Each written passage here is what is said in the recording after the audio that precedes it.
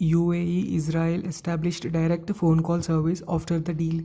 Peace accord normalized ties between the two countries.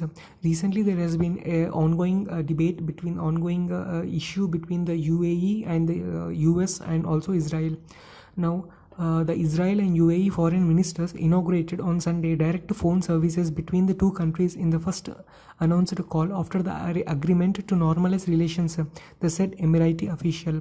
The UAE's Sheikh Abdullah bin Zayed Al Nahyan and Israel's Gabi Ashkenazi inaugurated a phone link between the UAE and the State of Israel and exchanged greetings following the historic peace accord signed between the two countries, Israel and UAE, tweeted Hend al Otaiba, Director of Strategic Communications at UAE Foreign Ministry. Nazi tweeted that the two decided together on establishment of direct communications channel ahead of the signing of the normalization agreement between the two countries and to meet soon. The phone links for the public were also functioning between the two countries. This is also the step for the peace and the normalcy between Israel and UAE. UAE has been the first country that has been making strong friendly relations with Israel, and on the demand that